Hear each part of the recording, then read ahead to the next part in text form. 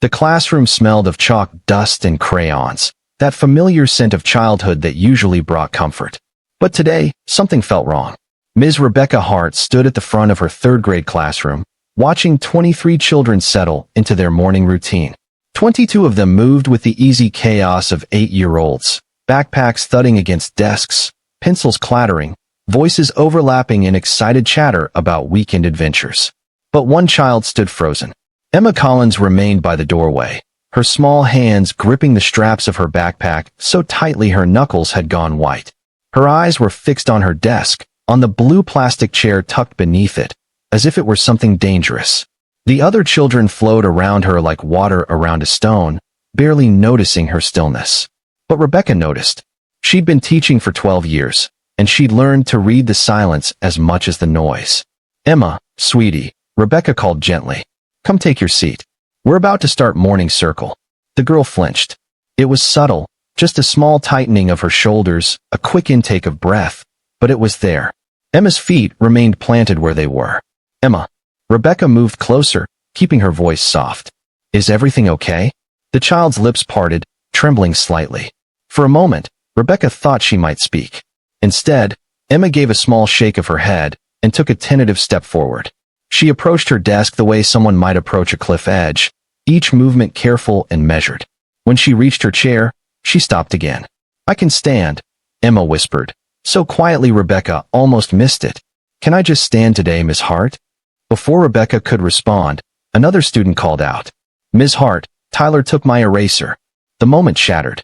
Rebecca glanced at Emma once more, noting the way the girl held herself, spine rigid, shoulders hunched forward protectively. There was something in her eyes, something that made Rebecca's chest tighten with an instinct she couldn't quite name. "We'll talk about it later," Rebecca said, and immediately regretted how dismissive it sounded. "For now, everyone come to the reading carpet." The morning proceeded in its familiar rhythm, but Rebecca found herself watching Emma with increasing attention. During calendar time, while the other children sat cross-legged on the carpet, Emma knelt on one knee, then shifted to the other, never fully settling. During independent reading, she chose a book and stood at the back bookshelf, reading while everyone else sprawled in beanbags or curled up at their desks. At snack time, Emma took her apple slices and stood by the window.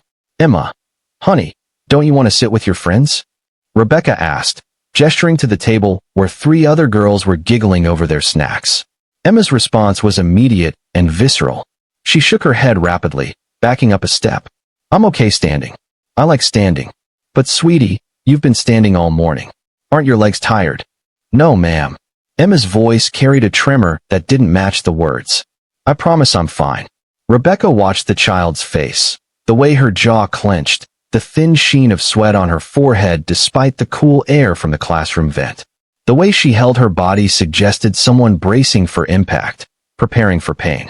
And there was something else, something in the careful way Emma moved, as if any sudden motion might hurt. Before we dive in, drop a comment and let us know where you're watching from. We'd love to hear from you. If you enjoy educational stories like this, be sure to like the video, subscribe, turn on the notification bell, and share it with someone who'd love it too. By lunch, Rebecca's concern had crystallized into certainty that something was very wrong. She'd been teaching long enough to distinguish between a child being difficult and a child being desperate. Emma wasn't misbehaving. She was surviving. In the cafeteria, the noise level rose to its usual controlled chaos. Children lined up for pizza or unpacked lunchboxes, trading snacks and sharing stories. Emma collected her lunch, a small brown paper bag that looked like it had been used and reused many times, and found a spot at the end of a table. She pulled out a sandwich and took small, careful bites, standing the entire time. "Emma Collins, sit down please," called Mrs. Patterson, the lunch monitor, her voice carrying over the cafeteria din. "You know the rules. Everyone sits during lunch." Emma's face went pale. Rebecca, who'd been monitoring from the doorway, saw the girl's entire body stiffen. Emma's hands began to shake, the sandwich nearly falling from her grip. "Mrs. Patterson," Rebecca called, moving quickly across the cafeteria. "I'll handle this." She reached Emma's side and crouched down to the girl's eye level. Up close, she could see more details she'd missed before, the dark circles under Emma's eyes suggesting sleep deprivation, The way the child's oversized sweatshirt hung on her thin frame. The careful way she held herself, as if protecting something. "Emma, I need you to talk to me," Rebecca said quietly, aware of the curious glances from nearby students. "Why can't you sit down?" Emma's eyes filled with tears, but she blinked them back quickly. A survival skill, Rebecca realized. "Don't cry. Don't draw attention. Don't let anyone see. It hurts," Emma finally whispered, the words barely audible. "Sitting hurts, Miss Hart. Everything hurts." Rebecca's heart dropped into her stomach. "What hurts, sweetheart? Where does it hurt?" But Emma just shook her head, lips pressed together as if she'd already said too much. The tears she'd been fighting finally spilled over, tracking down her cheeks silently. Even in her distress, Emma made no sound. She'd learned to cry quietly. "Okay," Rebecca said, making a decision. "Okay, sweetie. You don't have to sit. Come with me." She led Emma out of the cafeteria, down the hallway toward the nurse's office. The girl followed without protest, walking with that same careful gait Rebecca had noticed all morning. Small steps, stiff posture, as if every movement cost her something. Nurse Chen looked up from her desk as they entered, her experienced eyes immediately assessing. She'd been the school nurse for 15 years and had seen everything from bee stings to broken bones to things far worse. "Ms. Hart, what can I do for you?" "Sarah," Rebecca said, using the nurse's first name in a way that immediately conveyed the seriousness of the situation. "This is Emma Collins. She's been unable to sit all day. She says sitting hurts." Nurse Chin's expression shifted, the professional mask slipping into place as she stood. "Emma, sweetheart, I'm Nurse Chun. Miss Hart is worried about you, and so am I. Can you tell me where it hurts?" Emma looked between the two adults, her young face torn between the desire to tell the truth and some deeper fear that kept her silent. When she finally spoke, her voice was so small they both had to lean in to hear. "My back, and my legs, and—" She trailed off, unable to continue. "Okay, honey," Nurse Chin said gently. "I need to make sure you're not hurt. Would it be okay if I took a look? Ms. Hart can stay right here with you." Emma hesitated, then nodded slowly. What happened next would stay with Rebecca for the rest of her life. As Nurse Chin carefully lifted the back of Emma's oversized sweatshirt, both women drew in sharp breaths. The child's back was a canvas of pain, dark purple bruises layered over yellow-green ones, creating a horrifying timeline of repeated harm. Some marks were fresh, others were clearly days or weeks old. They covered her lower back, her shoulders, the backs of her thin legs visible above her too long pants. These weren't the kind of bruises that came from playground falls or childhood clumsiness. These were deliberate. These were systematic. These told a story that neither woman wanted to believe but couldn't deny. Nurse Chin's hands trembled slightly as she gently lowered Emma's shirt. She looked at Rebecca, and in that shared glance, they both understood what needed to happen next. Protocol existed for moments like this. Training kicked in even as their hearts broke. "Emma," Nurse Chin said, her voice remarkably steady despite the horror they'd just witnessed. "You're very brave for letting us see. You're not in any trouble, sweetie. None of this is your fault. Do you understand me?" Emma nodded, fresh tears streaming down her face. "I need to ask you something important," Nurse Chin continued. "Who did this to you?" The girl's face crumpled. She wrapped her arms around herself, making herself as small as possible. When she spoke, her voice was barely a whisper. "Please don't make me go home." Those 6 words contained more terror than Rebecca had heard in her entire teaching career. The silence in the nurse's office was deafening. Emma stood there, small and trembling, her plea hanging in the air between them like something fragile that might shatter if anyone moved too quickly. Rebecca felt her own eyes burning with tears she couldn't shed, not now, not while Emma needed her to be strong. Nurse Chin knelt down, bringing herself to Emma's level. "Sweetheart, you're safe here. Right now, in this room, you're safe. Do you believe me?" Emma nodded, but the fear in her eyes suggested she didn't quite trust that safety could be real. "I need you to tell me who hurt you," Nurse Chin said gently. "I know you're scared. I know you might be worried about getting someone in trouble. But Emma, those marks on your back, someone did that to you. And they shouldn't have. Nobody should ever hurt you like that." The child's breathing became rapid, shallow. Rebecca recognized the signs of panic and moved closer, placing a gentle hand on Emma's shoulder. The girl didn't flinch away this time. "You can tell us," Rebecca said softly. "Whatever you say, We're going to believe you. And we're going to help you. Emma's voice came out broken, fractured by fear and shame, and something deeper that made Rebecca's heart ache. My mom's boyfriend. He gets mad. He says I'm too loud, or I leave my toys out, or I don't eat fast enough, or I look at him wrong. He has this belt, and her voice cracked completely. He says if I tell anyone, he'll do it to my little brother too. Danny's only 5. I can't let him hurt Danny. The revelation hit Rebecca like a physical blow. This child, this 8-year-old girl, had been enduring systematic abuse and saying nothing because she was trying to protect her younger brother. The weight of that responsibility on such small shoulders was almost incomprehensible. Where's your mom when this happens? Nurse Chen asked gently. She works 2 jobs. She's never home. When she is home, she's sleeping. She doesn't know. Emma's face twisted with guilt. I don't think she knows. She's so tired all the time. I didn't want to make things harder for her. Emma, listen to me very carefully, Nurse Chen said, her voice firm but kind. What's happening to you is not your fault. You didn't make things harder. Someone is hurting you, and that's never okay.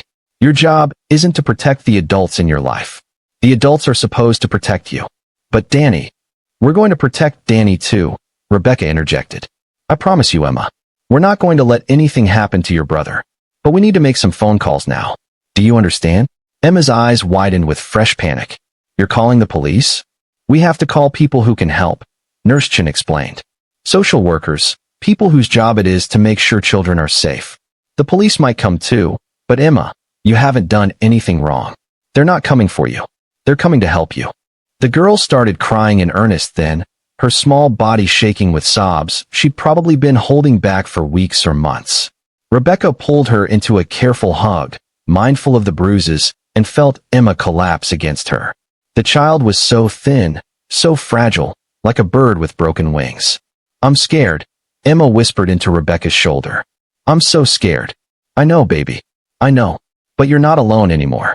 While Rebecca held Emma, Nurse Chen picked up the phone. Rebecca heard her speaking in low, urgent tones, first to Principal Morrison, then to Child Protective Services. The wheels were in motion now. There was no going back, and Rebecca found herself grateful for that. Whatever happened next couldn't be worse than what Emma had been enduring in silence. Principal Morrison arrived within minutes, her usually composed face tight with concern. She took in the scene.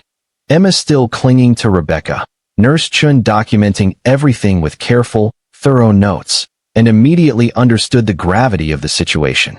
Ms. Hart, I need you to stay with Emma, Principal Morrison said. CPS is sending someone immediately. The police are on their way. Emma's mother has been contacted and is coming to the school. What about the boyfriend? Rebecca asked, keeping her voice low so Emma wouldn't hear. If he finds out, he's at work according to the mother. We've asked her not to inform him of the situation until authorities can be present. Principal Morrison paused, then added quietly, Emma's not going home today. CPS is going to take her and her brother into protective custody. The next hour passed in a blur of activity that somehow felt both too fast and excruciatingly slow. A social worker named Maria Gonzalez arrived first, a woman in her 40s with kind eyes and a gentle manner that immediately put Emma slightly more at ease. She spoke to Emma privately while Rebecca waited outside, giving the girl space to tell her story in her own words. When the police arrived, 2 officers who specialized in child welfare cases, Emma's fear spiked again. Rebecca watched the girl's face go pale, saw her retreat into herself, and felt helpless to ease that terror. But Officer Martinez, a woman who introduced herself as a mother of 3, sat down on the floor with Emma and spoke to her with such warmth and patience that the child eventually began to open up again. You're the bravest kid I've met this year, Officer Martinez told Emma. Do you know how many kids can't find the courage to say what you just said? You probably saved your little brother from getting hurt. That makes you a hero. Emma didn't look like she felt like a hero. She looked exhausted, wrung out, like someone who'd been carrying an impossible weight and had finally been allowed to set it down. When Emma's mother arrived, the situation became even more complicated. Jennifer Collins rushed into the school looking panicked and confused, still wearing her supermarket uniform from the morning shift before she'd gone home to sleep. She was a thin woman in her early 30s who looked older, worn down by the kind of exhaustion that came from working multiple jobs and trying to survive. What's going on? She demanded, looking between the assembled adults. Where's Emma? They said something happened to Emma. Where's my daughter? Mrs. Collins, Principal Morrison began, but Jennifer was already moving toward the nurse's office where Emma sat with Maria Gonzalez. Baby. Jennifer's voice cracked when she saw her daughter. Emma, what happened? Are you hurt? Emma looked at her mother with an expression so conflicted it was painful to witness. Love and fear and guilt all tangled together. Mom, Mrs. Collins, we need to speak with you privately, Maria Gonzalez said, stepping forward. Her tone was professional, but not unkind. Emma has disclosed some very serious information about injuries she's been receiving at home. Jennifer's face went from confused to horrified as Maria explained the situation. Rebecca watched the woman's reaction carefully, looking for signs of denial or defensiveness. What she saw instead was genuine shock. Carl did this. Jennifer whispered, her face draining of color. Carl hurt my baby. Mom, please don't be mad. Emma said quickly, desperately. He said he'd hurt Danny if I told. I was just trying to keep Danny safe. Jennifer collapsed into a chair, her hands shaking. Oh my God, Emma. How long? How long has this been happening? A few months, Emma whispered. Since he moved in. Why didn't you tell me? Jennifer's voice was anguished. Baby, why didn't you say something? You were never home, Emma said, and the simple truth of it was devastating. And when you were home, you were so tired. I didn't want to make things worse. And he said if I told, you wouldn't believe me. He said you'd choose him over me. Never, Jennifer said fiercely, moving to pull Emma into her arms. The girl flinched before allowing the embrace, and Rebecca saw Jennifer notice that flinch, saw the realization of what her daughter had been living through hit her like a physical blow. Never, Emma. You are my child. I would always choose you. Always. Mrs. Collins, Maria Gonzalez said gently. We need to discuss next steps. CPS will need to remove Emma and Danny from the home temporarily while we investigate and ensure their safety. Carl's at work, Jennifer said quickly. I'll pack his things. I'll kick him out right now. I'll call the police myself. Please don't take my kids. This isn't a punishment, Maria explained. We need to ensure the children's safety while this is being sorted out. You're not being accused of wrongdoing, but we have protocols we must follow. Emma has sustained serious injuries over a period of months. We need to be certain she and her brother will be safe. Jennifer looked destroyed, but she nodded. What do I need to do? Whatever it is, I'll do it. I'll do anything. First, we need to collect Danny from his kindergarten, Officer Martinez said. Then we need your permission to document Emma's injuries and get her medical attention. After that, we'll need to discuss placement options. Can they stay with my sister? Jennifer asked. She lives about 20 minutes away. She has space, and Emma loves her Aunt Lisa. We'll look into that, Maria said. Family placement is always preferable when possible. While the adults discussed logistics, Rebecca stayed close to Emma. The girl had gone quiet again, retreating into that protective shell Rebecca recognized from the morning. But this time, Emma reached out and took Rebecca's hand, holding it tightly. Miss Hart. Emma's voice was small. Are you going to be my teacher still? After all this? Rebecca's throat tightened. Of course I am. You're still my student. I'm still your teacher. None of that changes. But everyone's going to know now. All the other kids. They're going to know something's wrong with me. Nothing is wrong with you, Rebecca said firmly. Something wrong happened to you. That's completely different. And Emma, the other kids don't need to know anything you don't want them to know. We'll handle it. Emma nodded, but her grip on Rebecca's hand didn't loosen. The rest of the afternoon was a whirlwind of procedures and paperwork. Danny was collected from his kindergarten classroom, confused and scared by all the commotion. At 5 years old, he didn't fully understand what was happening, only that his sister looked sad and his mother was crying. Are we in trouble? Danny asked Emma, his little voice wavering. No, buddy, Emma told him, pulling him close despite the pain it must have caused her bruised body. We're not in trouble. We're going to be okay. The medical examination took place at the County Children's Hospital, a building designed to be less intimidating for young patients with its colorful murals and child-friendly waiting room. But no amount of cheerful decoration could mask the reality of why Emma was there. A forensic pediatrician named Dr. Sarah Winters conducted the examination with the kind of practiced gentleness that came from years of treating victims of abuse. Rebecca wasn't allowed in the exam room, but she waited outside with Jennifer Collins, who sat hunched in a plastic chair, her face buried in her hands. The woman had been crying on and off for hours, caught between grief for what her daughter had endured and guilt for not seeing it sooner. "I should have known," Jennifer said for what must have been the 20th time. "How did I not see it? I'm her mother. I should have protected her."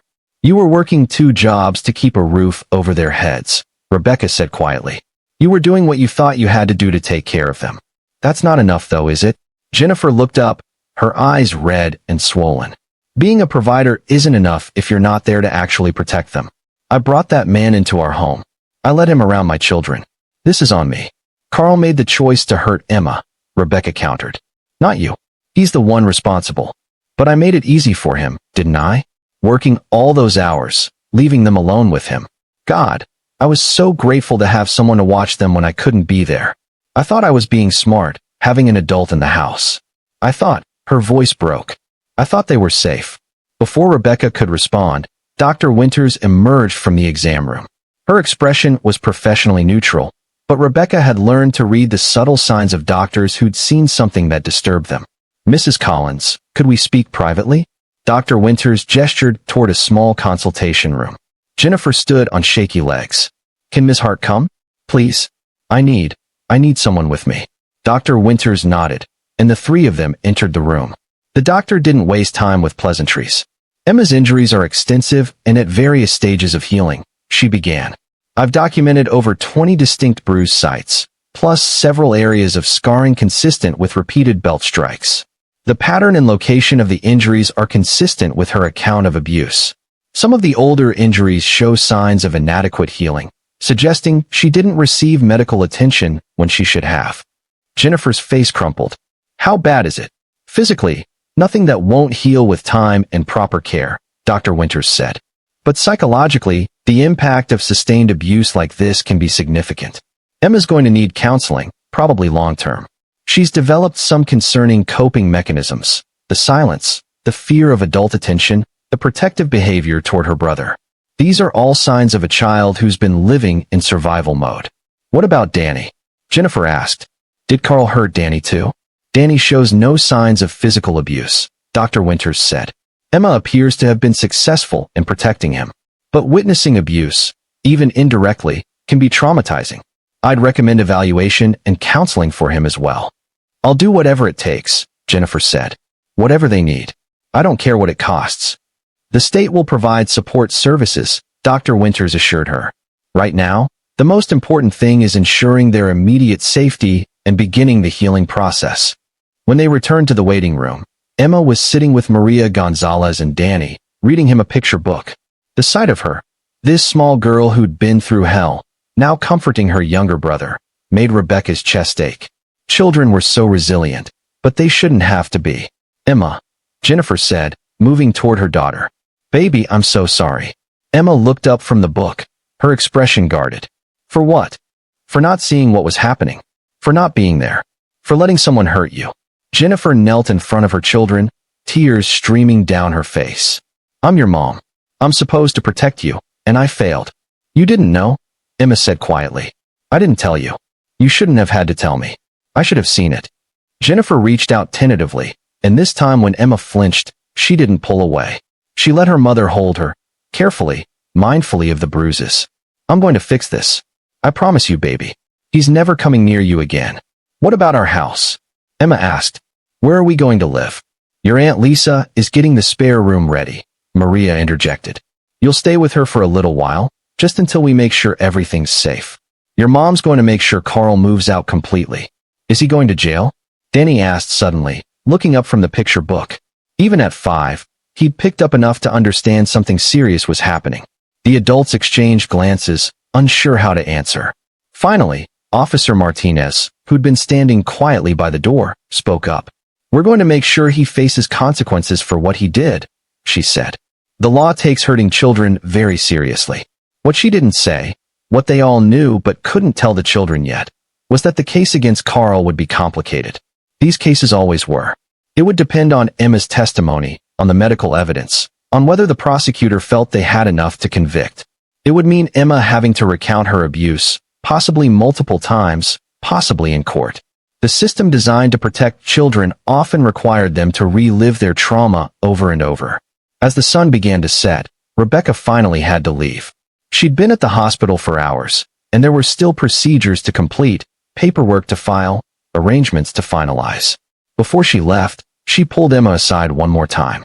"I'm going to see you in class next week, right?" Rebecca asked. Emma nodded slowly. "If Aunt Lisa can bring me. She lives farther away than our house." "I'll make sure transportation is arranged if needed," Rebecca promised. "Emma, I want you to know something. What you did today, telling the truth, even though you were scared, that took more courage than most adults ever have to show. You should be proud of yourself." "I don't feel proud," Emma whispered. "I feel scared and confused, and like everything's broken." "I know, and it's okay to feel that way. But you're not broken, sweetheart. You're just hurt. And hurt things can heal." Rebecca squeezed the girl's hand gently. "You're going to be okay. I truly believe that." Emma's eyes filled with tears again. "Miss Hart, can I tell you something?" "Anything." "This morning, when I saw my chair, I almost didn't come into the classroom at all. I almost ran away." Her voice dropped to barely a whisper. "I was thinking about running away a lot lately. Like, forever running away." The implication behind those words hit Rebecca like ice water. "Oh, Emma. But I couldn't leave Danny. So I came to class. And then you noticed. And you cared enough to ask." Emma's tears spilled over. "Nobody ever asked before. Teachers saw me standing all the time, and they just thought I was being weird or difficult. Nobody asked why." Rebecca felt her own tears threatening. "I'm so glad I asked. I'm so glad you came to class today." "Me too," Emma said. "Even though everything's scary now, I'm glad. Because at least it's not a secret anymore. Secrets are heavy." Rebecca pulled her into one more careful hug. "You don't have to carry heavy things alone anymore. Remember that." The drive home was a blur. Rebecca found herself crying in her car, overwhelmed by the day's revelations and their implications. How many other Emmas were sitting in classrooms right now, bearing silent witness to their own abuse? How many children had she taught over the years who'd been hiding similar horrors behind compliant smiles and quiet compliance? When she got home, she couldn't eat. She couldn't focus on television or reading. She kept seeing Emma's face, kept hearing that whispered plea. "Please don't make me go home." She thought about all the times she'd been frustrated with students who seemed difficult or distracted, never considering what might be happening in their lives outside school walls. Her phone rang around 9 o'clock. It was Principal Morrison. "I wanted to update you," the principal said. "Carl Hendricks was arrested tonight. When police went to remove him from the residence, he became aggressive and assaulted an officer. He's being charged with multiple counts of child abuse and assault on an officer." "Good," Rebecca said, and meant it. "How's Emma?" "Settled at her aunt's house. Social worker says both kids are doing as well as can be expected. Mrs. Collins is staying there too for now. They're all together, and they're safe." "What happens next?" "Investigation continues. Emma will need to give a formal statement. There'll be a court case eventually. It's going to be a long process." Principal Morrison paused. "Rebecca, you did the right thing. You saved that child's life. I should have noticed sooner. Don't do that. Don't second-guess yourself. You noticed when you noticed, and you acted immediately. That's what matters." After hanging up, Rebecca sat in the darkness of her living room, thinking about chairs. Such a simple thing. Children sat in them every day without a second thought. But for Emma, a chair had become a symbol of pain, a reminder of trauma, something to be avoided at all costs. And yet, in avoiding that chair, Emma had inadvertently saved herself. If she'd forced herself to sit, if she'd hidden her pain more effectively, how much longer would the abuse have continued? Days? Weeks? Months? Until Carl escalated to something worse? The thought was unbearable. Over the next few days, news of the arrest spread through the community. Small towns were like that. Everyone knew everyone's business, and something this serious traveled fast. Rebecca heard whispers in the grocery store, saw speculative looks from other teachers at school.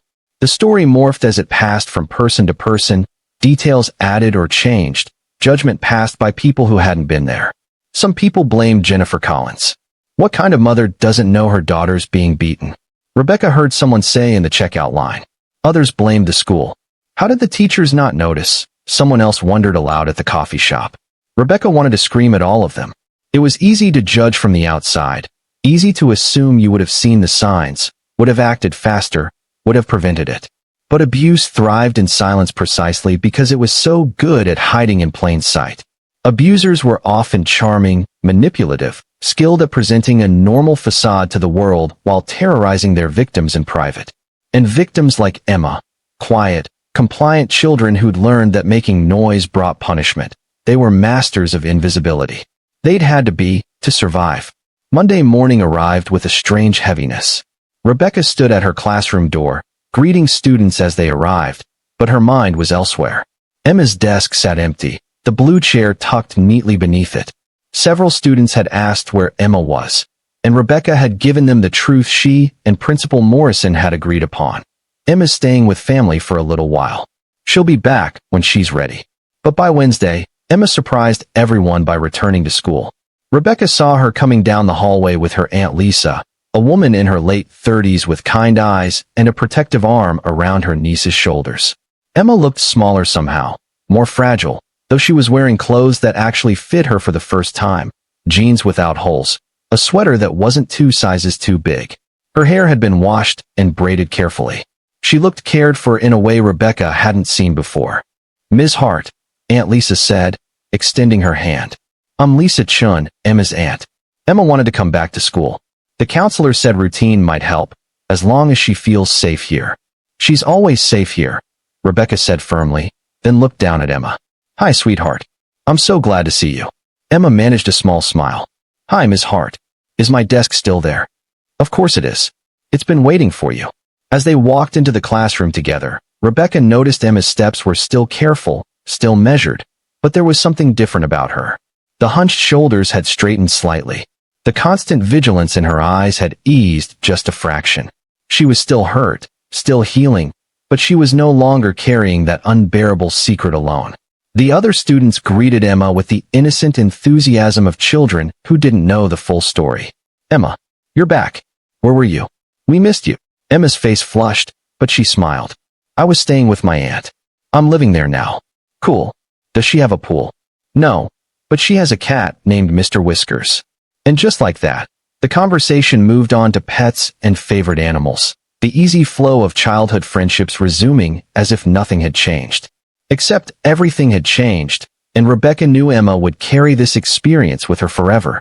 During morning work time, Rebecca noticed Emma standing by her desk again, staring at the chair. But this time, when Rebecca approached, Emma spoke before she could ask. "I want to try," Emma said quietly. "Sitting, I mean. Dr. Winters said the bruises are healing and that I should try to do normal things again. She said avoiding things because they remind me of bad stuff just gives the bad stuff more power." "That's very brave," Rebecca said. "But you don't have to push yourself. We can wait as long as you need." "I know, but I want to try." Emma took a deep breath and slowly, carefully, lowered herself into the chair. Her face tightened with pain, and for a moment Rebecca thought she'd stand back up. But Emma stayed seated, her hands gripping the edge of the desk. "How does it feel?" Rebecca asked gently. "It hurts," Emma admitted. "But it's different now. Before, sitting hurt, and I had to pretend it didn't. Now it hurts, but I don't have to pretend. That makes it better somehow." Rebecca felt tears prick her eyes. The wisdom in this child's words was both beautiful and heartbreaking. "You're right. Not having to pretend makes everything better." Emma sat through morning circle, occasionally shifting her weight, but she stayed seated. During math time, she worked on her worksheet like any other student. At one point, a boy named Marcus accidentally bumped her desk while walking past, and Emma flinched hard, her arms coming up protectively. The entire class went quiet. Marcus looked horrified. "I'm sorry. I didn't mean to. I was just—" "It's okay," Emma said quickly, lowering her arms. Her voice shook slightly. "You just startled me. It's okay." But Rebecca saw the tremor in the girl's hands, saw how long it took for her breathing to return to normal. The physical wounds were healing, but the psychological ones ran deeper. Emma had learned to expect pain, to brace for impact, unlearning that response would take time. At lunch, Emma sat with her usual group of friends, though Rebecca noticed she chose the end of the bench where she could see the entire cafeteria. Hypervigilance, another common response to trauma. Emma needed to know where everyone was, needed to see danger coming before it arrived. One of the girls, Sophia, asked the question several students had probably been wondering. Emma, why were you standing so much before? Like all the time. The table went quiet. Emma's face colored, and for a moment Rebecca, who was monitoring nearby, prepared to intervene. But Emma squared her shoulders and answered. I was hurt, and sitting made it worse. But I'm getting better now. Who hurt you? Another child asked with the blunt curiosity of the young. That's private, Emma said firmly. But it's being taken care of. And that, remarkably, seemed to satisfy them. Children were resilient in their acceptance, more willing than adults to simply accept what they were told and move on. The conversation shifted to the upcoming school carnival, and Emma was included naturally in the planning and excitement. Watching from across the cafeteria, Rebecca felt a measure of relief. Emma would be okay. It would take time, support, therapy, and probably years of healing. But she would be okay. That afternoon, after school had ended and the students had gone home, Rebecca sat in her classroom updating lesson plans. She was surprised when Jennifer Collins appeared in her doorway, looking hesitant and exhausted, but more present than she'd seemed at the hospital. Miss Hart, do you have a minute? Of course. Please, come in. Rebecca gestured to one of the adult-sized chairs near her desk. Jennifer sat down heavily, clutching her purse in her lap like a shield. I wanted to thank you. For noticing. For caring enough to do something. You don't need to thank me for that. Yes, I do. Jennifer's voice was firm despite the emotion in it. Do you know how many people saw Emma standing all the time and didn't think anything of it? Her kindergarten teacher last year, first grade teacher, second grade. Nobody noticed or nobody cared enough to ask why. You're the first person who looked at my daughter and saw she was in trouble. I'm just glad I asked the right questions. I keep thinking about what would have happened if you hadn't. Jennifer's eyes filled with tears. How much worse it could have gotten. Emma told me she was thinking about running away. An 8-year-old child was planning to run away because she thought that was her only escape. If she'd done that, her voice broke. I could have lost her forever. You saved my daughter's life. Rebecca swallowed hard against the lump in her throat. How are things now? How's Emma really doing? Better? Worse? Both. Jennifer wiped her eyes. She has nightmares. She's jumpy around men she doesn't know. She cries sometimes for no reason I can figure out. But she's also lighter somehow, if that makes sense. Like she's not carrying the world on her shoulders anymore. My sister's place is smaller than our house was, and money's tight with me only working one job now. But Emma says she feels safe there. That's worth everything. And Danny? He's confused but adapting. He asks when we're going home, but Emma always tells him we are home now. She's protective of him still, but in a healthier way. Less frantic. Jennifer paused, then added quietly. The preliminary hearing is next week. Emma has to testify about what happened. I'm terrified of what that will do to her. She's stronger than you think, Rebecca said. I've watched her this week. She's facing her fear head on. That chair she couldn't sit in? She's sitting in it now. It hurts, but she's doing it anyway. That takes incredible courage. She got that from her father, Jennifer said softly. He died when Emma was 3. Danny wasn't even born yet. He was a firefighter. Bravest man I ever knew. Sometimes I see him in her. That determination to protect people even when she's scared. I see it too. Jennifer stood, shouldering her purse. I should go? I just wanted you to know what you did matters. What you did saved my children. I'll never forget that. After she left, Rebecca sat in the quiet classroom, thinking about the chain of events that had started with one child refusing to sit down. Such a small thing, really. A behavioral quirk that could have easily been dismissed or punished. But because she'd looked closer, because she'd asked questions instead of making assumptions, a child's torture had ended. The weeks that followed brought challenges and changes. Carl Hendrick's case made its way through the legal system with agonizing slowness. Emma had to give her testimony to a grand jury, an experience that left her emotionally drained but also, oddly, empowered. She'd told her truth, and people had believed her. The grand jury indicted Carl on multiple counts of aggravated child abuse. At school, Emma continued to heal in small, incremental ways. She laughed more. She raised her hand in class instead of trying to remain invisible. She joined the after-school art club and discovered she loved painting. Her artwork was striking, bold colors and strong lines that seemed to reflect her growing confidence. But there were setbacks too.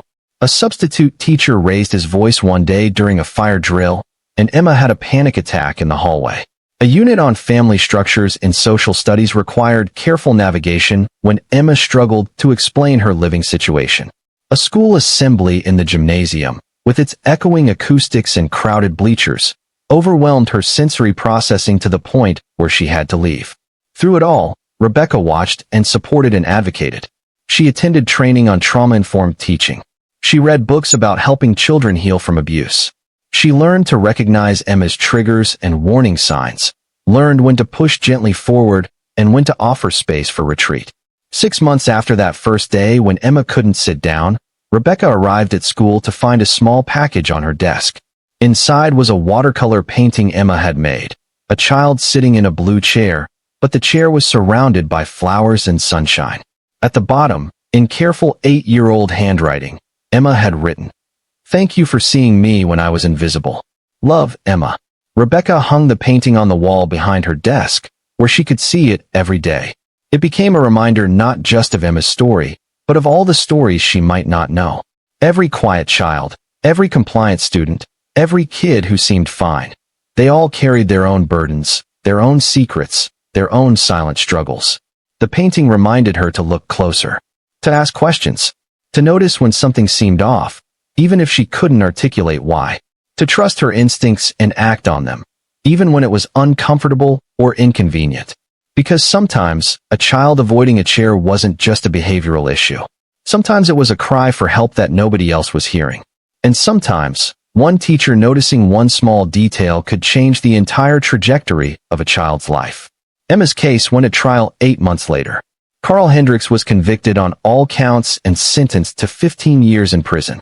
Jennifer Collins found a better-paying job with reasonable hours and was able to rent a small house near her sister's place. Emma and Danny thrived in their new environment, supported by therapy, family, and a community that had rallied around them once the truth came out. By the end of that school year, Emma had transformed. She still carried the scars, physical and emotional, of what she'd endured, but they no longer defined her. She was a child who'd survived something terrible and was learning to be more than just a survivor. She was learning to simply be a child again. On the last day of school, Emma approached Rebecca's desk after all the other students had left. She was clutching something, a small card she'd made. "Miss Hart, I wanted to give you this before summer starts." Rebecca opened the card. Inside, Emma had written, "You asked why? Nobody else asked why. That's what heroes do. Thank you for being my hero." Rebecca felt tears spill over. She pulled Emma into a hug, and this time there was no flinch, no hesitation. Emma hugged her back fiercely. This small warrior who'd fought her way out of darkness and into light. "You're the hero of this story, Emma," Rebecca whispered. "Never forget that." As Rebecca watched Emma skip out of the classroom toward her waiting aunt, she thought about all the Emmas out there. The children suffering in silence, the ones learning to make themselves invisible to survive, the ones carrying impossible burdens on small shoulders. She thought about chairs and secrets and the weight of things left unsaid. And she made herself a promise. She would never stop looking, never stop asking why, never stop believing children when they told her, in words or actions or stubborn refusals to sit down, that something was wrong. Because that chair didn't just reveal pain. It revealed a truth that saved a life. And in the end, paying attention to one small detail had made all the difference. If this story moved you, if it opened your eyes to the silent struggles children face every day, please take a moment to like this video, subscribe to our channel, and share it with someone who needs to hear it. Drop a comment below about your own experiences or thoughts. We read every single one. And remember, the warning signs aren't always obvious. Sometimes they're as simple as a child who won't sit down. Sometimes they're hidden in the quiet ones, the compliant ones, the ones we assume are fine. Look closer. Ask questions. Believe children when they tell you something's wrong. You might just save a life. That chair stood as a silent witness to suffering, but it also became a symbol of salvation. Because one teacher looked past the behavior to see the child. One teacher asked why, and one child, finally, was seen.